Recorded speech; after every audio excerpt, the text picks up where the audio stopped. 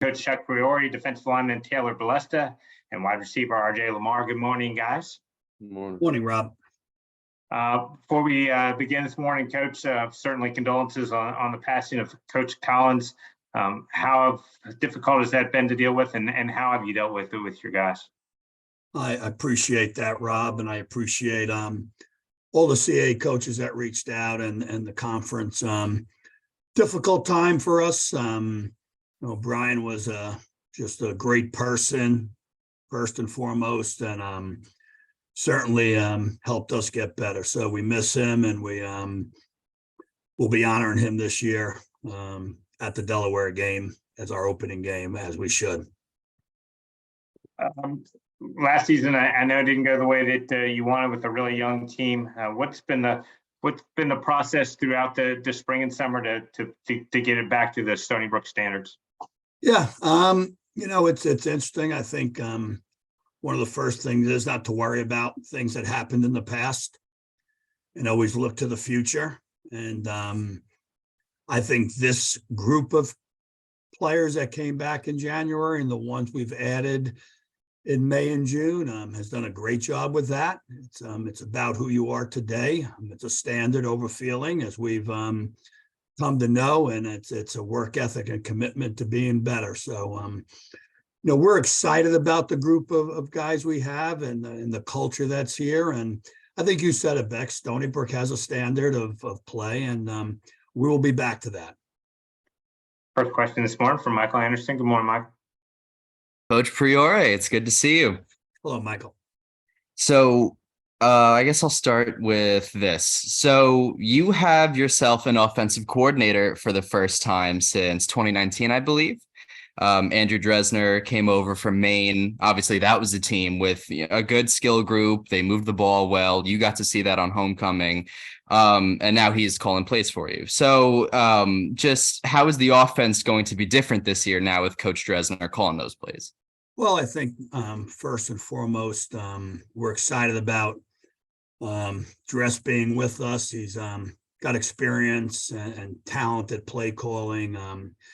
He's got an offense that's very diverse, both in the run game and the pass game. Very good team on third down statistically, in the red zone statistically. I think he's created a great culture with our group, and he's a guy that can get kids to play better. So we're excited about him and his development of our offense. Great. And you've got a new quarterback in town too. He's an FBS guy, Casey Case. He was at Buffalo for 3 years, didn't throw a pass. So we don't really know much about him in the media. What can you tell us about Casey? And do you have an idea of whether or not he's QB1 right now? Or you still having a battle in training camp? What's it going to be? First, Casey is a tremendous person. Graduated college in 3 years. Was a number 2 guy there. Threw a lot of passes, just didn't happen to be in a game situation. He over the course of spring and summer won the starting job. So Casey is our starting quarterback for game 1. I'm excited about that. We have some other good guys in the room, which is good also. But Casey's strength is his ability from the shoulders up. He really learned Coach Dresner's offense well, and I think he'll operate it correctly. Awesome. You've got more than just a new quarterback, obviously. I mean, you brought in a ton of transfers. You guys are actually towards the top of the leaderboard in FBS to FCS transfers. I think you got 15 right now going for you. So what does bringing in guys from FBS programs do for your team, which is currently in somewhat of a retool or a rebuild? Yeah, well, I think the first and foremost is the guys we have coming back, the 2 in the picture down below here. We have a good group that was coming back. I thought it was important for us to, as you articulated, is continue to build our roster correctly. And I think we were able to do that over the course of January through June, bringing guys that would blend into our culture at needs that we had, and obviously also talented players. I think the FBS conversation, as you mentioned, it's where it landed, to be honest with you. Good players who had been on the field in certain aspects, and I think could add to our athleticism on the field. And we have them at all positions. We took them at all positions, and so excited about our roster from that perspective also. Awesome. Okay, so then I have one more for you, and then I'll give the floor to my media colleagues. So this one is about the run game. Obviously, that's your bread and butter. The run game suffered last year from a couple of factors, right? The top 5 backs got hurt. Quarterback play wasn't very good. Offensive line play wasn't much better. So that's going to hurt the run game. But this year, you've got Roland Dempster back healthy. You got Ross Tallarico back after a breakout season. You got a couple of capable backups who were available. So how do you like your running game coming into this season? Yeah, I thought the spring went very well. I think Coach Dressner's run game and the things he does, creating mismatches, angles, is correct. As you articulated, we're anticipating Roland to be a top guy, not only on our team, but in the conference. Ross was able to come in and do some pretty neat things as a walk-on defensive player the year before. And got a couple of transfers that came in. Kai Carson and Johnny Martin, both come from FBS programs that had great springs. So, I think we have 4 guys that will represent correctly, and I believe we're much better up front at this time. So excited about it, and it'll be part of what we do. It won't be just what we do. Thank you, Coach. Got it. Next question from Roger. Go ahead, Roger. Hey, guys. Hey, Coach. How are you? Roger, how are you? Good. I'm going to start with a couple each for the 2 players. Maybe we can just do Taylor and then RJ. First question. Coach Collins, everybody had a different sort of experience in knowing him. Can you share with us, a little bit about your experience with Coach Collins and how you envision he will be missed? Yeah, sure. I've had the opportunity to know Coach Collins for about 5 years now. I had the opportunity to play for him at Post, and then got to come to Stony Brook, where he was my defensive line coach. And I got to know him on a very personal level at Stony Brook here. And Coach Collins was just a guy that, like Coach Priore said, was a great person and really cared about us and made it an effort to bond with his players on a personal level and really gave back to us. He's going to be missed a great deal, and all that we can really do is take his beliefs and continue to work towards what he wanted going towards the season. RJ? Yeah, it was really crazy when I heard the news. We're going to miss him a lot. He was definitely loved and respected by everybody. But one thing about him for sure, that he always came in, he was about his business, He didn't play no games. He was always about the work. So I feel like that's something that's going to live on, just not, it's still going to be here, not just because he's gone, you know what I'm saying? So we're motivated and we're excited to get going. And another player question, we can do it the other way, RJ first and then Taylor. Being picked 14th out of 15 probably doesn't land real well for you guys. How are you guys taking it, digesting it, using it? Well, in the world of social media, obviously you're going to see it. But honestly, we're not really concerned with that. We don't concern ourselves with outside opinion. We're going to continue to do what we do. We know the culture that we got here, the people we got here. We believe in ourselves, and that's really all we're focused on. Excited to show what we can do. Taylor? Yeah, pretty much what RJ said. We're internalizing everything as a group. We're really not worried about outside opinions at this time. We know what we've done over the last 8 weeks of summer and then over the spring and winter. And we're just taking it day by day, building and bonding as a group. And we're really excited about what's coming in August. Great. And Chuck, a couple for you. One is sort of related to the question Michael asked about the transfers coming from the FBS division. Do you see any kind of a pattern with people transferring from FBS into your division, that correlates with success at your level, motivation, second chance concept, things like that? Yeah, I'd have to, agree with that statement. At Stony Brook here throughout my career, we have been involved in the transfer process.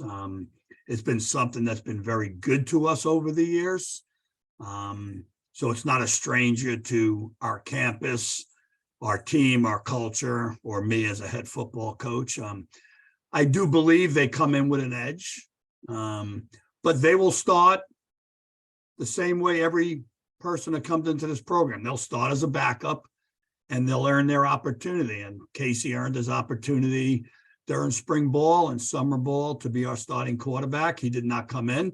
He did not take the first reps originally, but I think the trend of those kids, an opportunity that's there. And I think the other thing, they were excited about joining our culture. They came on their visits. They saw what we had and what we created, our facilities we have. And as Taylor and RJ said, it's about us and what we do. It's not about outside opinion. Chuck, the one of the big additions that you guys have, and certainly I think important from the area where you play, the punter who's transferred in from Maryland, he's got some pretty good numbers after his time with the Terrapins. How impactful can a punter be for you? And how big a deal do you see his arrival as?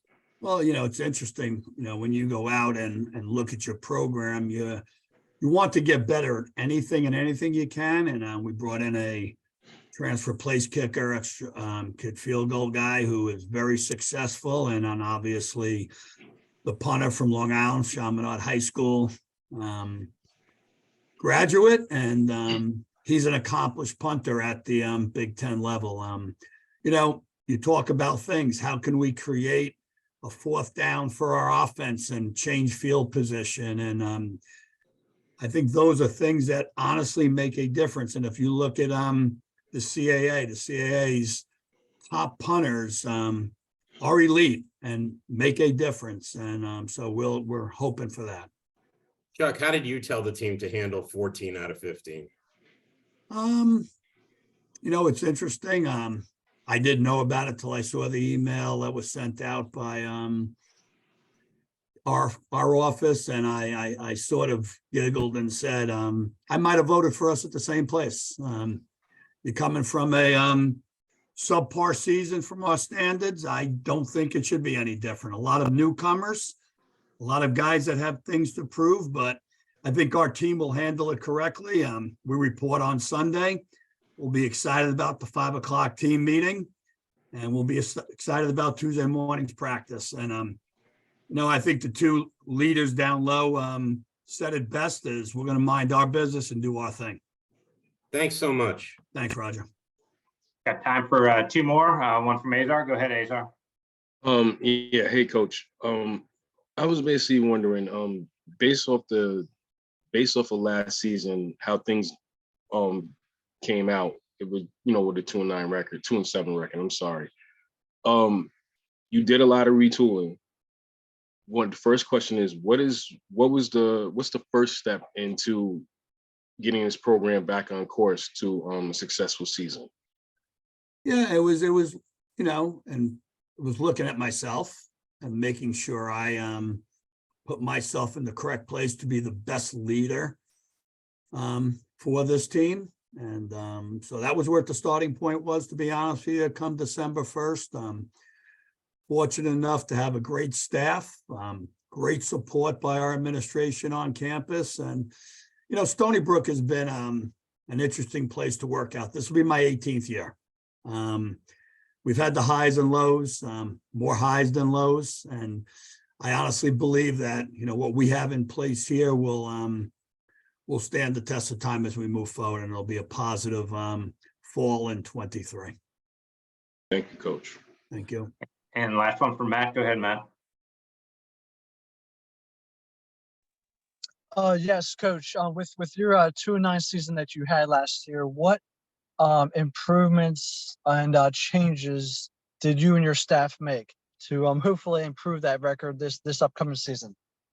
Well, I think when you start with, you go back and look at how you prepared and things you did, and a lot of it, as Taylor and RJ we'll talk about was a leadership council. And we're starting at the core of what means being great. And I think we set a standard. You know, our motto is standard over feelings. And we set a standard of what our expectations was of myself, our coaches, our players, our support staff. And, you know, we followed the blueprint. And I'm proud of this team for following the blueprint. And I'm excited about working with the support staff to follow this blueprint. And, you know, we all know this, that as you move forward in life, we saw a very fragile time with losing Coach Collins. So we're going to worry about today. We're going to take care of today, and we're going to move forward tomorrow. All right, Chuck, RJ, Taylor, thanks so much for taking time with us. Good luck as the season gets underway here shortly. Thank you. Thank you. Thank you.